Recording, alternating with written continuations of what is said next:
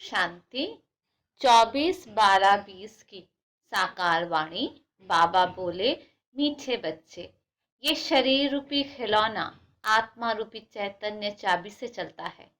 तुम अपने को आत्मा निश्चय करो तो निर्भय बन जाएंगे।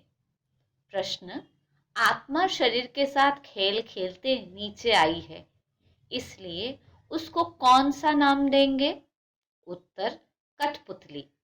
जैसे ड्रामा में कठपुतलियों का खेल दिखाते हैं, वैसे तुम आत्माएं कठपुतली की तरह 5000 वर्ष में खेल खेलते नीचे पहुंच गए हो। बाप आए हैं तुम कठपुतलियों को ऊपर चढ़ाने का रास्ता बताने। अब तुम श्रीमत की चाबी लगाओ तो ऊपर चले जाएंगे। गीत। महफिल में जल उठी क्षमा। ओम शांति। रूहानी बाप रूहानी बच्चों को श्रीमत देते हैं। कभी कोई की चलन अच्छी तरह होती तो माँ बाप कहते हैं, तुमको शल ईश्वर मत देवे। कभी कोई की चलन अच्छी नहीं होती तो माँ बाप कहते हैं, तुमको शल ईश्वर मत देवे। बेचारों को ये पता नहीं है कि ईश्वर सचमुच मत देते हैं। अभी तुम बच्चों को ईश्वरीय मत मिल रही है, अर्थात रूहानी बाप बच्चों को श्रेष्ठ मत दे रहे हैं श्रेष्ठ बनने के लिए।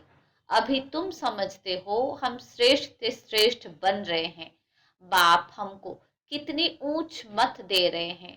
हम उनकी मत पर चलकर मनुष्य से देवता बन रहे हैं। तो सिद्ध होता है मनुष्यों को देवता बनाने वाला वही बाप है। सिख लोग भी गाते हैं, मनुष्य से देवता किए करत ना लागी वार। तो जरूर मनुष्य से देवता बनाने की मत देते हैं। उनकी महिमा भी गाई है, एक ओंकार कर्ता पुरुष निर्भय। तुम सब निर्भय हो जाते हो, अपने को आत्मा समझते हो ना। आत्मा को कोई भय नहीं रहता है। बाप कहते हैं निर्भय बनो। भय फिर काहे का? तुमको कोई भय नहीं। तुम अपने घर बैठे भी बाप की श्रीमत लेते रहते हो। अब श्रीमत किसकी, कौन देते हैं, ये बातें गीता में तो है नहीं। अभी तुम बच्चे समझते हो। बाप कहते हैं तुम पतित बन गए हो, अब पावन बनने के लिए माम एकम याद करो। ये पुरुषोत्तम बनने का मेला संगम युग पर ही होता है। बहुत आकर श्रीमत लेते हैं। इसको कहा जाता है ईश्वर के साथ बच्चों का मेला। ईश्वर भी निराकार है, बच्चे आत्माएं भी निराकार है। हम आत्मा है, ये पक्की पक्की आदत डालनी है। जैसे खिलौने को चाबी दी जाती है तो डांस करने लग पड़ते हैं, तो आत्मा भी इस शरीर रूपी खिलौने की चाबी है। आत्मा इनमें ना हो तो कुछ भी कर ना सके। तुम हो चैतन्य खिलौने। खिलौनों को चाबी नहीं दी जाए तो काम का नहीं रहेगा, खरा हो जाएगा। आत्मा भी चैतन्य चाबी है और ये अविनाशी अमर चाबी है। बाप समझाते हैं, मैं देखता ही हूं आत्मा को, आत्मा सुनती है। ये पक्की आदत डालनी है। इस चाबी बगैर शरीर चल न सके। इनको भी चाबी अविनाशी मिली हुई है। 5000 वर्ष इसकी चाबी चलती है। चैतन्य चाबी होने कारण चक्र फिरता ही रहता है। यह है चैतन्य खिलौने। बाप भी चैतन्य आत्मा है। जब चाबी पूरी हो जाती है तो फिर बाप नए से युक्ति बताते हैं कि मुझे याद करो, तो फिर चाबी लग जाएगी, अर्थात आत्मा तमो प्रधान से सतो प्रधान बन जाएगी। जैसे मोटर से पेट्रोल खत्म होने पर फिर भरा जाता है ना। अभी तुम्हारी आत्मा समझती है हमारे में पेट्रोल कैसे भरेगा। बैटरी खाली होती है फिर उनमें पावर भरी जाती है ना। बैटरी खाली होती है तो लाइट खत्म हो जाती है। अब तुम्हारी आत्मा रूपी बैटरी भरती है।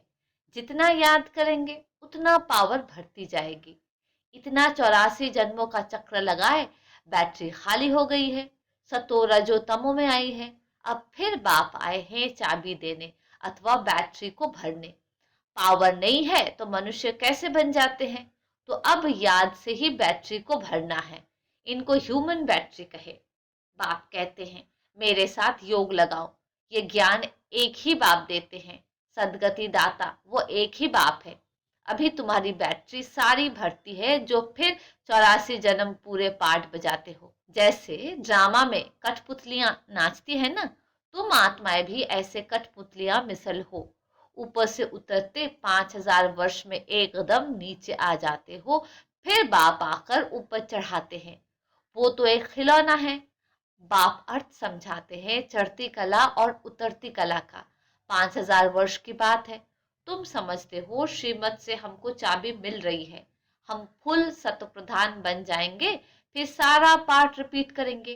कितनी सहज बात है समझने और समझाने की। फिर भी बाप कहते हैं समझेंगे वही जिन्होंने कल पहले समझा होगा। तुम कितना भी माथा मारो, जास्ती समझेंगे ही नहीं। बाप समझ तो सबको एक जैसी ही देते हैं। कहाँ भी बैठे बाप को याद करना है। भल सामने ब्राह्मणी ना हो तो भी तुम याद में बैठ सकते हो। मालूम है बाप की याद से ही हमारे विक्रम विनाश होंगे, तो उस याद में बैठ जाना है। कोई को बिठाने की दरकार नहीं है। खाते पीते स्नान आदि करते बाप को याद करो। थोड़ा टाइम दूसरा कोई सामने बैठ जाते हैं, ऐसे नहीं कि वो मदद करते हैं तुमको, नहीं। हर एक को अपने को ही मदद करनी है। ईश्वर ने तो मत दी है कि ऐसे ऐसे करो तो तुम्हारी दैवी बुद्धि बन जाएंगी। ये टेम्पटेशन दी जाती है। श्रीमत तो सबको देते रहते हैं। इतना जरूर है किसकी बुद्धि ठंडी है, किसकी तेज है। पावन के साथ योग नहीं लगता तो बैटरी चार्ज नहीं होती। बाप की श्रीमत नहीं मानते हैं, योग लगता ही नहीं। तुम अभी फील करते हो हमारी बैटरी भरती जाती है। तमो प्रधान से सतो प्रधान तो जरूर बनना है। इस समय तुमको परमात्मा की श्रीमत मिल रही है। ये दुनिया बिल्कुल नहीं समझती। बाप कहते हैं मेरी इस मत से तुम देवता बन जाते हो। इससे ऊंच चीज कोई होती नहीं। वहां ये ज्ञान नहीं रहता। ये भी ड्रामा बना हुआ है। तुमको पुरुषोत्तम बनाने के लिए बाप संगम पर ही आते हैं, जिनका फिर यादगार भक्ति मार्ग में मनाते हैं।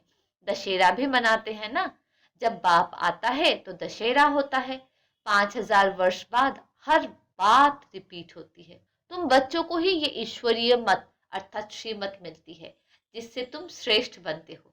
तुम्हारी आत्मा सत्व प्रधान थी, वो उतरते उतरते तमो प्रधान भ्रष्ट बन जाती है। फिर बाप बैठ ज्ञान और योग सिखलाकर सत्व प्रधान श्रेष्ठ बनाते हैं। बतलाते हैं तुम सीढ़ी नीचे कैसे उतरते हो। ड्रामा चलता रहता है। इस ड्रामा के आदि मध्य अंत को कोई भी जानते नहीं है। बाप ने समझाया है। अब तुमको स्मृति आई है ना। हर एक के जन्म की कहानी तो सुना नहीं सकेंगे, लिखी नहीं जाती, तो पढ़कर सुनाए जाए।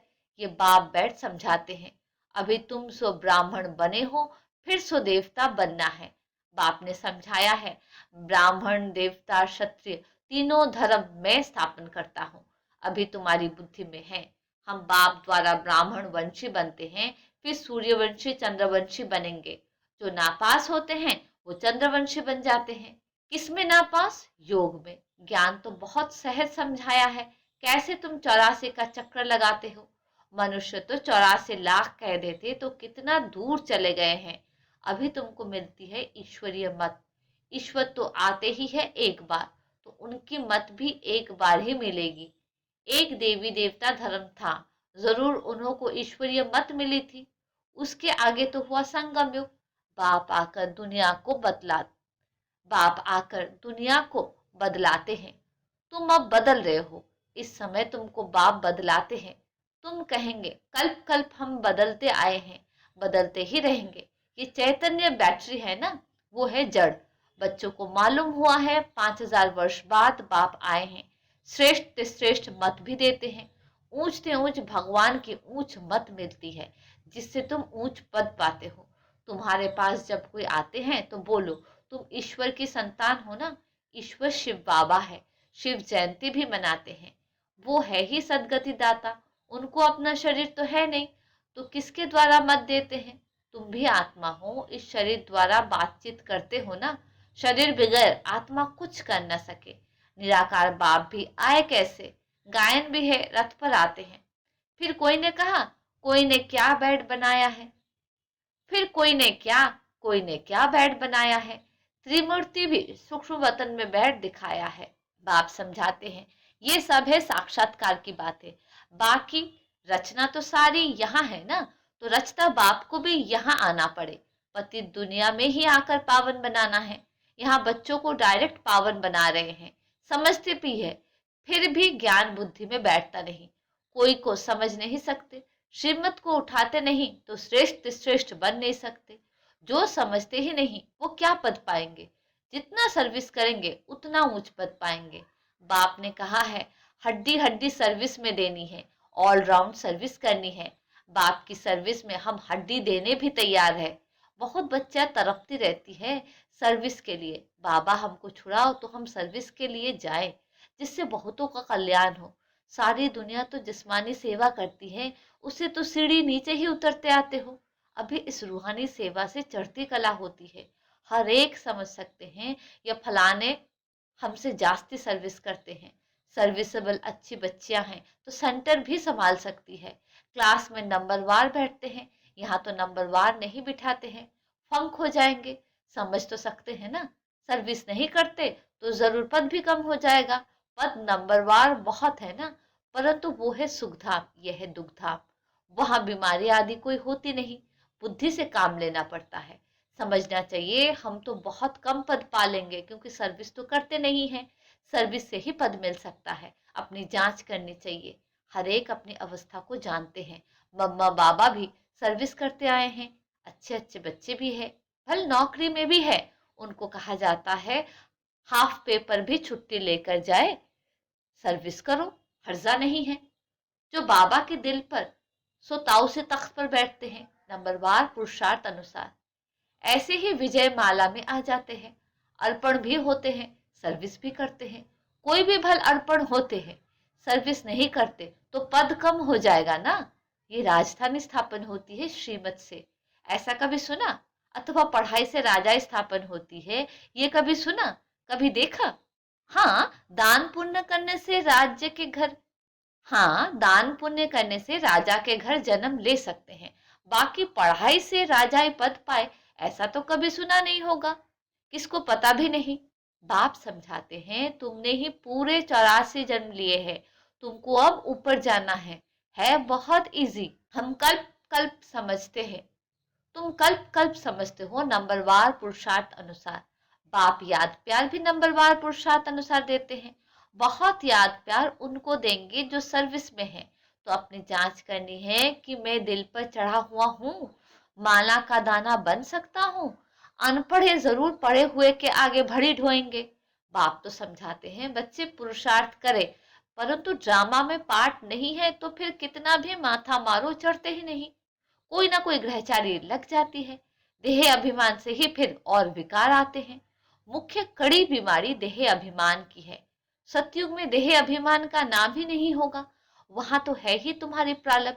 ये यहाँ ही बाप समझाते हैं, और कोई ऐसी श्रीमत देते नहीं कि अपने को आत्मा समझ मामेकम याद करो।